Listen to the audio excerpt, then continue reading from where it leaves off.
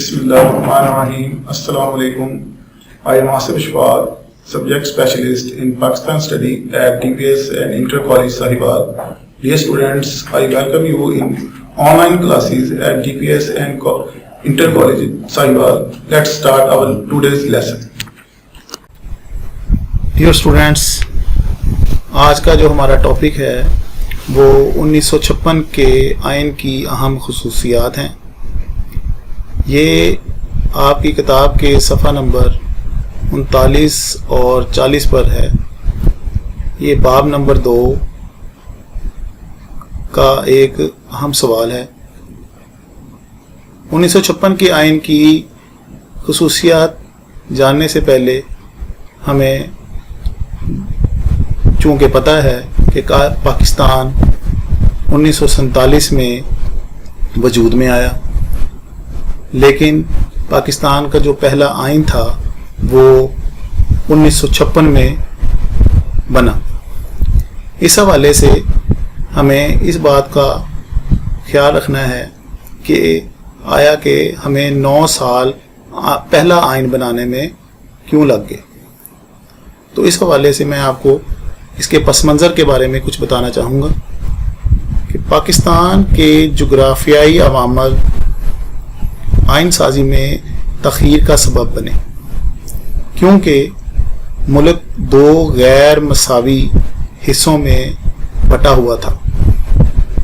मशरक़ी पाकिस्तान की आबादी ज़्यादा थी और एक वहदत पर मुश्तमिल थी, जबकि मगरबी पाकिस्तान 4 सूबों और 12 रियासतों पर मुहित था। इसलिए हुकूमत ने मगरबी पाकिस्तान के तमाम सूबों और रियासतों को मिलाकर एक सूबा तश्कील दे दिया। 14 अक्टूबर 1955 को मगरबी पाकिस्तान का नया सूबा वजूद में आया, जो 12 डिवीजन्स पर मुश्तमिल था। इस तरह वफाक मगरबी और मशरकी पाकिस्तान पर मुश्तमिल हो गया। इससे नुमाइंदगी के मसले में हल रुकावटें दूर हो गईं। नवाब मुश्ताक अहमद गोरमानी मगरबी पाकिस्तान के पहले गवर्नर और डॉक्टर खान साहब पहले वज़ीर आला बने। ये वहदत 1970 तक कायम रही। इसी को हम 1 यूनिट भी कहते हैं। वहदत मगरबी पाकिस्तान के बाद आइन साजी का काम बहुत हद तक आसान हो गया। पहली आइन साज असम्बली अपना काम काफ़ी हद तक मुकम्मल कर चुकी थी। इससे इस्तिफादा करते हुए वज़ीर आज़म चौधरी मोहम्मद अली ने दूसरी आइन साज असम्बली की निगरानी में बड़ी काविश और तनदही से एक ऐसा फार्मूला तश्कील दिया जिस पर तमाम सियासी ग्रुपों और सूबों ने रजामंदी का इजहार किया। नए आइन का मसवदा 9 जनवरी 1956 को असम्बली में पेश किया गया, जिसे गवर्नर जनरल की हतमी मंजूरी के बाद पाकिस्तान के पहले आइन के तौर पर 23 मार्च 1956 को मुल्क में नाफिज कर दिया।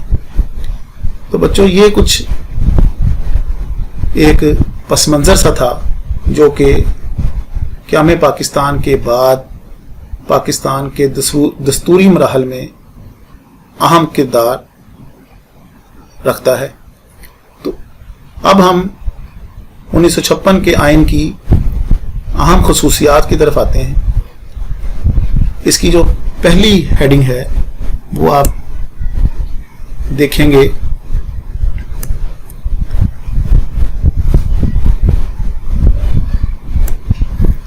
तहरीरी आइन 1956 का आइन मुख्तसर और तहरीरी नवीयत का था। ये आइन 234 दिफात, 13 अबवाब और 6 गोशवारों पर मुश्तमिल था। इस आइन के इफ्तिताहिया में करारदाद मकासद को भी शामिल किया गया था। करारदाद मकासद के बारे में आप जानते हैं, जो कि लियाकत अली खान ने 12 मार्च 1949 को पास करवाई थी और इसको बाकायदा हर आइन का हिस्सा बना दिया गया। इसका दूसरा पॉइंट जो सा है, जो इसकी दूसरी खसूसियत है 1956 के आइन की, वो है लचकदार आइन। लचकदार आइन से मतलब कि भी ये ऐसा आइन था जिसमें कोई चीज़ का इजाफा किया जा सकता है, जबकि इसमें से कुछ अंदर से हज़फ भी किया जा सकता है। इसलिए इस आइन को लचकदार आइन कहते हैं। इसमें बदलते हुए हालात के मुताबिक तब्दीलियों की गुंजाइश थी। कौमी असम्बली के हाज़र अरकान की 2/3 अक्सरियत आइन में तरमीम की मजाज थी, यानी इसमें तब्दीली कर सकती थी, जिसकी तौसीक सदर करता था। तीसरा इसका पॉइंट वफाकी आइन है। इस आइन के तहत पाकिस्तान को वफाकी रियासत करार दिया गया। वफाक 2 सूबों मगरबी पाकिस्तान और मशरकी पाकिस्तान पर मुश्तमिल था। इख्तियारात हुकूमत को मरकज़ और सूबों में 3 फहरिस्तों में तकसीम किया गया। एक मरकज़ी हुकूमत के इख्तियारात की फहरिस्त, दूसरी सूबाई हुकूमतों के इख्तियारात की फहरिस्त और तीसरी मुश्तरका इख्तियारात की फहरिस्त थी, जिस पर यक वक्त मरकज़ी और सूबाई हुकूमतों को कानून साजी का इख्तियार था। आइन में काफ़ी हद तक सूबों को सूबाई खुद मुख्तारी भी दी गई थी, जिसके मुताबिक सूबे भी अपनी सवाबदीद के मुताबिक अपने अफ़ाल सर अंजाम दे सकते थे।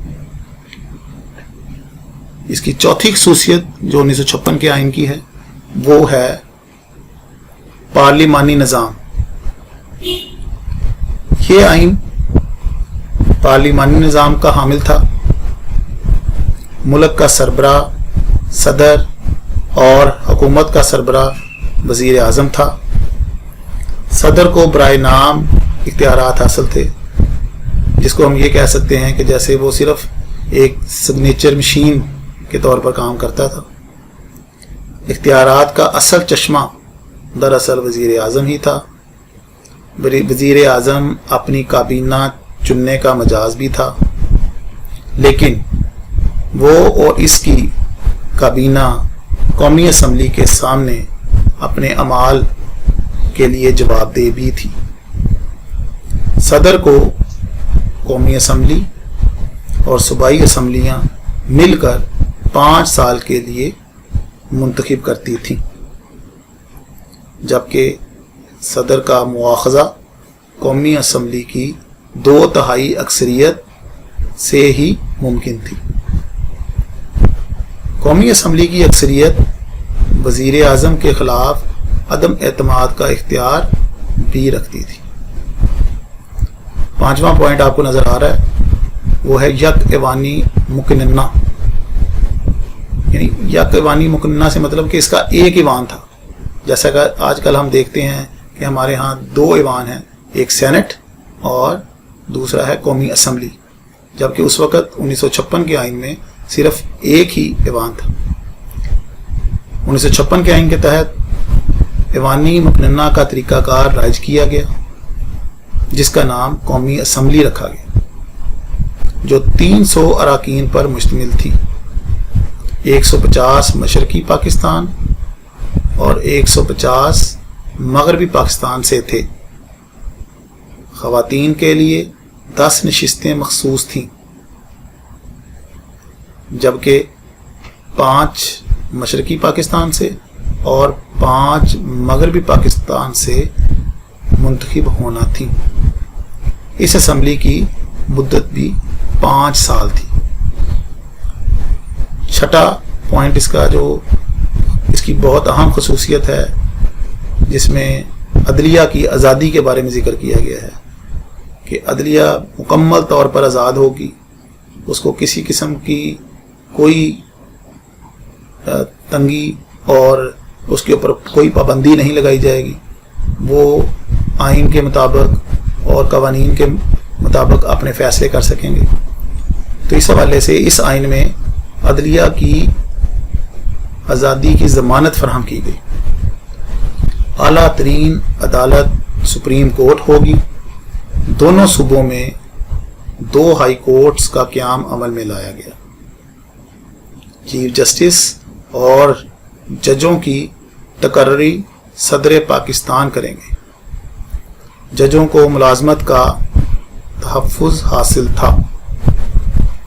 उनकी बरतरफी मुआख़ज़ा के ज़रिए कौमी असम्बली की 2/3 अक्सरियत से मुमकिन थी, जिसकी तौसीक भी सदर पाकिस्तान ने करना थी।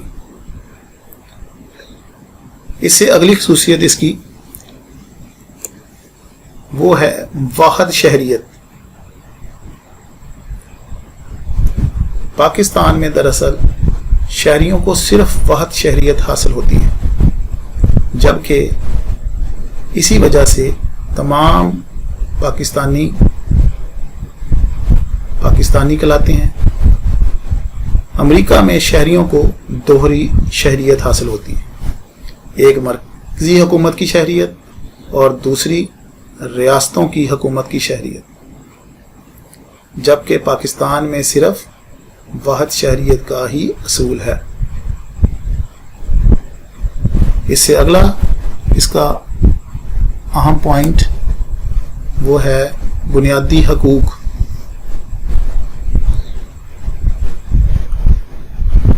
आइन के मुताबिक, यानी 1956 के आइन के मुताबिक शहरियों को वो तमाम हकूक हासिल होंगे जिसकी ज़मानत अक़वाम मुत्तहिदा के चार्टर में फराहम की गई है।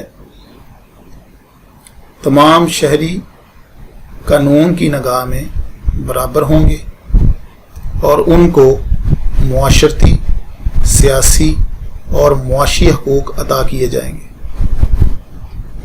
किसी शहरी को बिला जवाज़ गिरफ्तार नहीं किया जाएगा। गिरफ्तारी की सूरत में उसे सफाई का मौका भी फराहम किया जाएगा। इन हकूक को अदालती तहफ़्फ़ुज़ मुयस्सर होगा। इन हकूक की पामाली की सूरत में शहरियों को अदलिया से रुजू करने की इजाज़त होगी। तो इस्लामी रियासत में बुनियादी हकूक जो उनसे हैं वो बहुत अहमियत की हामिल होते हैं और नबी पाक सल्लल्लाहु अलैहि वसल्लम ने भी अपनी रियासत में इन हकूक का ख़ास ख्याल रखा। अगला पॉइंट सरकारी ज़बानें थीं, क्योंकि आप जानते हैं कि पाकिस्तान 2 हिस्सों पर मुश्तमिल था, एक मगरबी पाकिस्तान और एक मशरकी पाकिस्तान, यानी 2 हिस्से थे। तो 1956 के आइन के मुताबिक उर्दू और बंगाली दोनों ज़बानों को सरकारी ज़बान के तौर पर तस्लीम किया गया, क्योंकि मगरबी पाकिस्तान में उर्दू बोली जाती थी, जबकि मशरकी पाकिस्तान में बंगाली बोली जाती थी। इस वजह से इस आइन में इस बात की वजाहत की गई कि आइंदा 25 साल तक अंग्रेज़ी ज़बान दफ्तरी ज़बान के तौर पर राइज होगी और इस्तेमाल में लाई जाएगी। अगला पॉइंट इस्लामी दफ़ात हैं, जो कि बहुत अहम और इस इस्लामी दफ़ात इस्लामी रियासत के अंदर अहम किरदार अदा करती हैं और किसी भी इस्लामी रियासत में इसकी बहुत अहमियत होती है। तो تو اسی طرح 1956 کے آئین کے مطابق پاکستان کا نام اسلامی جمہوریہ پاکستان رکھا گیا. صدر کا لازمی طور پر مسلمان ہونا لازمی قرار دیا گیا، اور یہ چیز جو تھی یہ قرارداد مقاصد میں بھی شامل تھی. اس کے مطابق حاکمیت صرف اللہ تعالیٰ کی ہوگی، اور یہ پوری کائنات دراصل صرف اس کے اوپر جو حکومت ہے وہ اللہ تعالیٰ کی ہے، اور اللہ تعالیٰ کی مرضی کے بغیر ایک پتہ بھی نہیں ہل سکتا. جبکہ یہاں پر عوام جو ہیں وہ ان اختیارات کو ایک مقدس امانت کے طور پر قرآن اور سنت کے مطابق استعمال کریں گے. عوام اپنی انفرادی اور اجتماعی زندگیوں کو اسلام کے مطابق گزاریں گے، اور کوئی بھی ایسا قانون نہیں بنایا جا سکتا جو کہ قرآن و سنت سے منافی ہو یا اس سے متصادم ہو، اور نہ ہی اس کو ملک میں نافذ کیا جا سکتا ہے، کیونکہ ایک اسلامی ریاست کا یہ شعار نہیں ہے کہ وہاں پر کوئی ایسی حرکت کی جائے یا کوئی ایسا قانون بنایا جائے جو کہ اسلامی قوانین کے منافی ہو. اس لیے ملک سے سود، عصمت فروشی، جوا اور شراب کی لعنت کا خاتمہ بھی ضروری تھا. اس طرح 1956 کے آئین کے مطابق پاکستان کو ایک فلاحی مملکت بنایا جائے گا. اس کے بعد اس سے اگلا پوائنٹ آئینی ادارے. 1956 کے آئین کے مطابق مختلف آئینی ادارے قائم کیے گئے، جن میں ادارہ تحقیقات اسلامی، public service commission, chief election commission اور آڈیٹر جنرل قابل ذکر ہیں.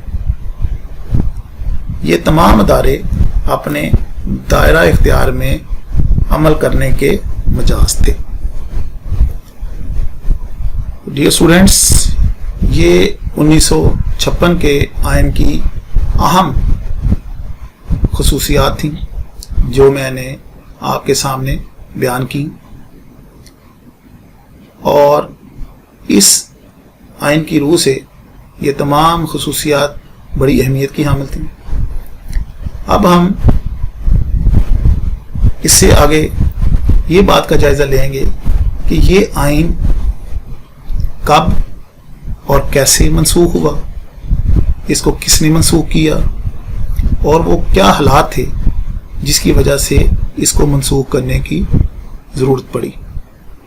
چونکہ 2 سال بعد 1958 میں ہی اس کو جنرل ایوب خان نے منسوخ کر دیا تھا.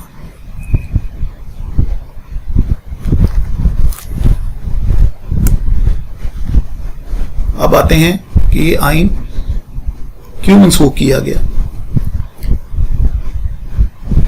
1956 کا آئین 9 سال کی انتک محنت اور کوششوں کے بعد منظور ہوا،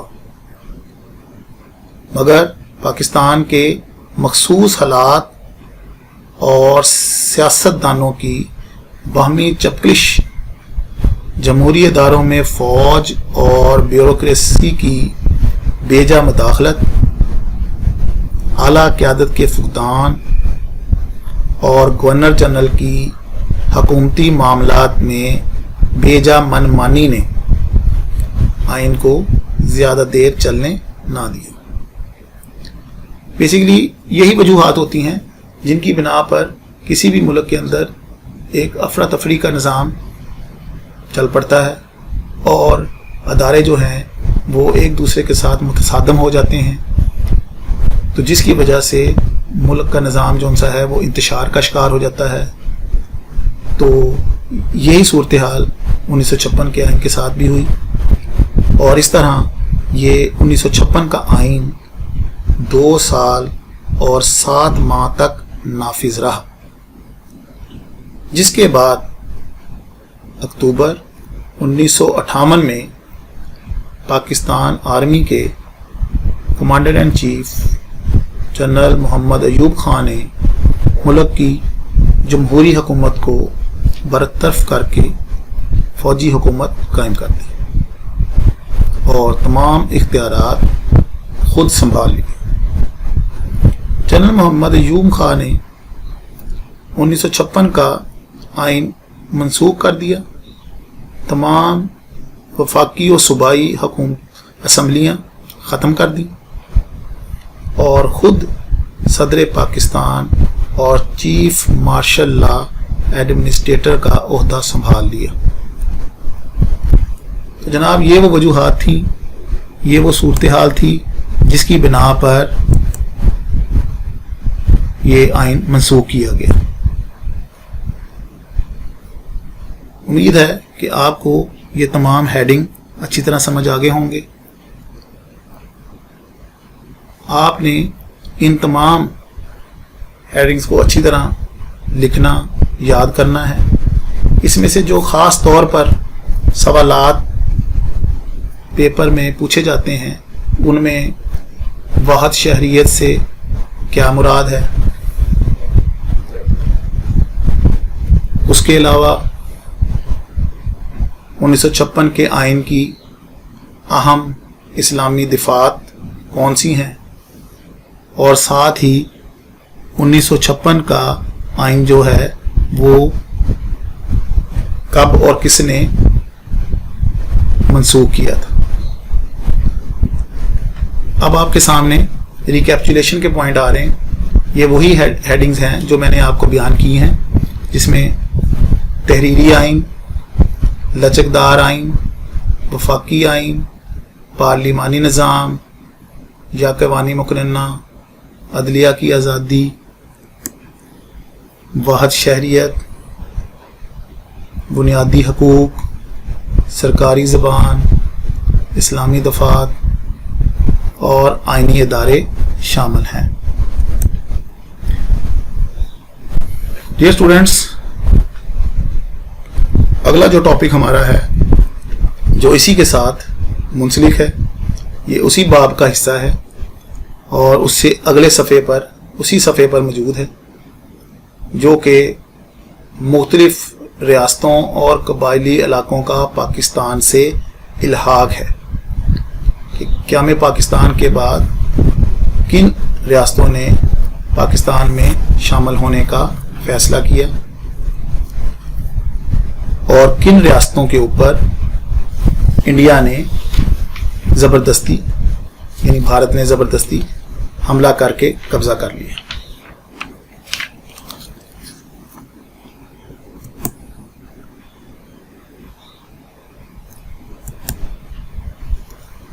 سب سے پہلے میں آپ کو اس کے پس منظر کے بارے میں کچھ بتاؤں گا۔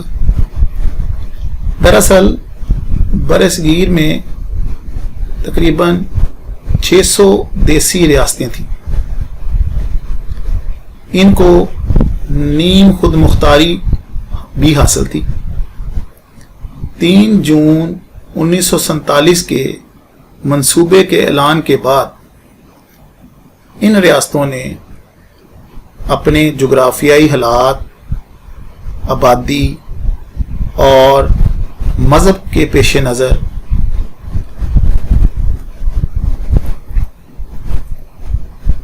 کسی ایک ملک میں شامل ہونا تھا، خواہ وہ پاکستان ہوتا یا بھارت ہوتا۔ تو اسی حوالے سے چونکہ دیسی ریاستوں کی بہت بڑی تعداد پاکستان یا بھارت کے علاقوں کے درمیان واقع تھی، زیادہ تر ریاستوں نے اپنے فیصلے کر لیے تھے۔ صرف یہ ریاست جموں کشمیر، ریاست جوناگڑھ، ریاست حیدرآباد دکن اور ریاست مناوا در کے بارے میں کوئی فیصلہ نہیں کیا جا سکا تھا۔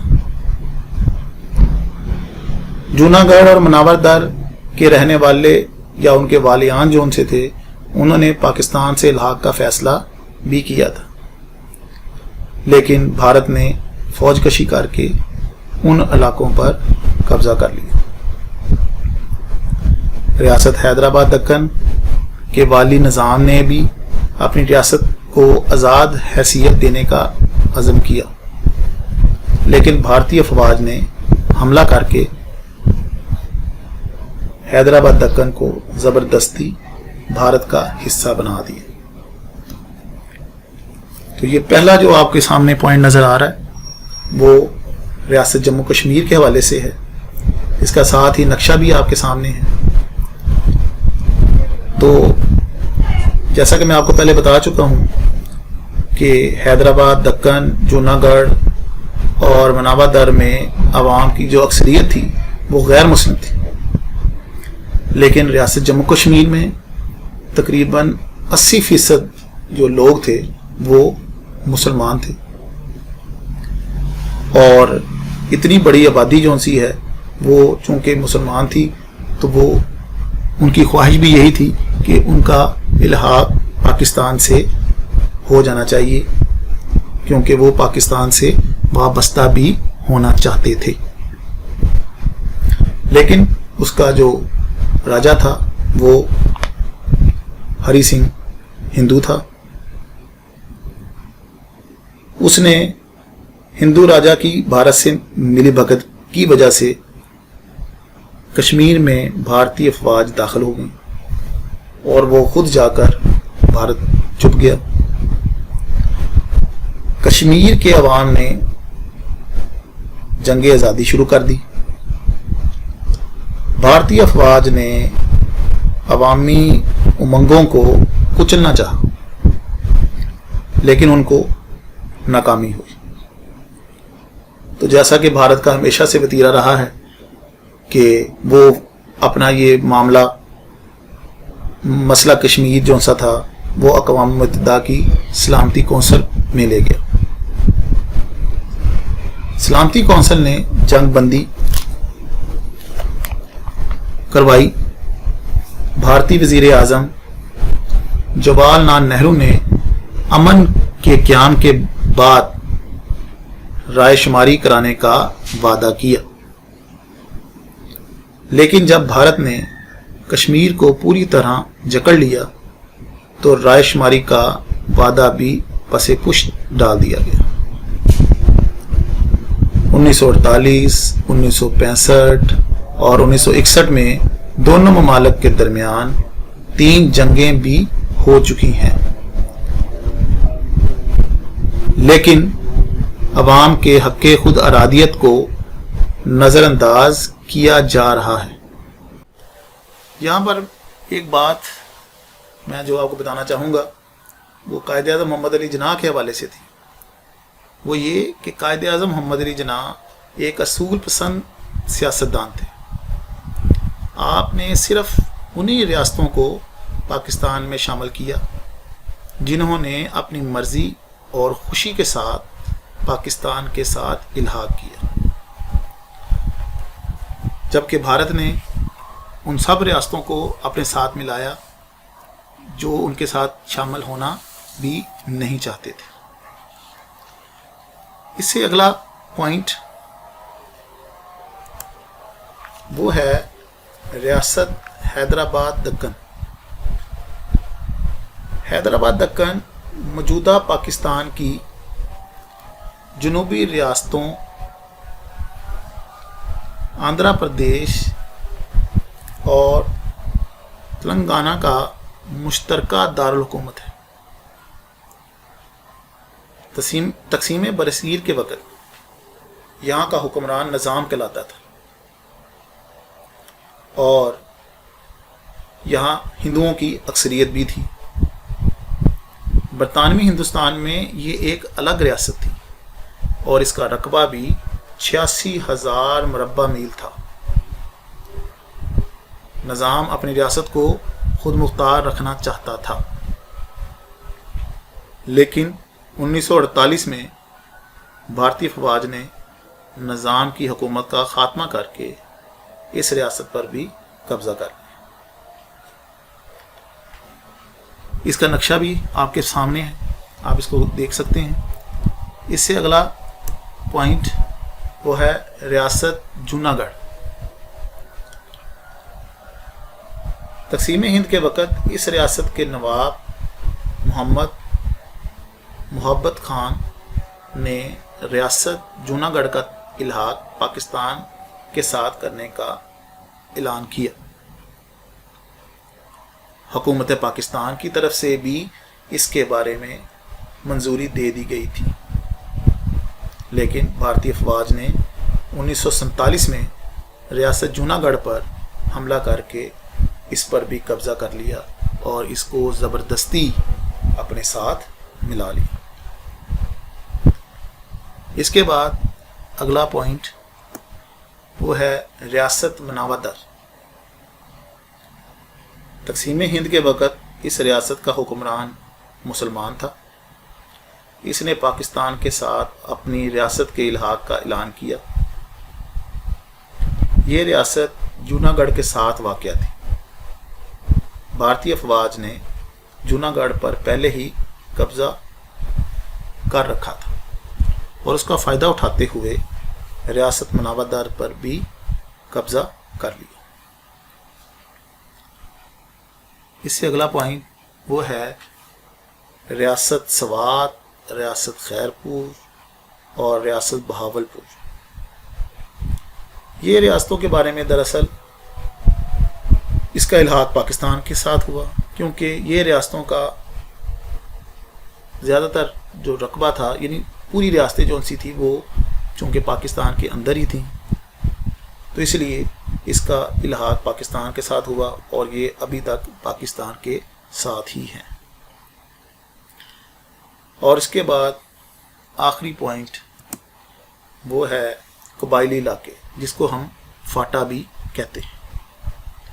قبائلی علاقہ جات کا جو رقبہ ہے وہ تقریباً 27,220 مربع کلومیٹر ہے۔ پاکستان کے اعلان کے بعد قبائلی علاقہ جات چاروں صوبوں سے علیحدہ حیثیت رکھتے تھے اور یہ وفاق کے زیر انتظام بھی رہے۔ 2018 میں یہ علاقے صوبہ خیبر پختونخوا میں ضم ہو گئے۔ تو جناب یہ تھے وہ اہم نکات جو کہ ہم نے ریاستوں کے الحاق کے حوالے سے بیان کرنے تھے۔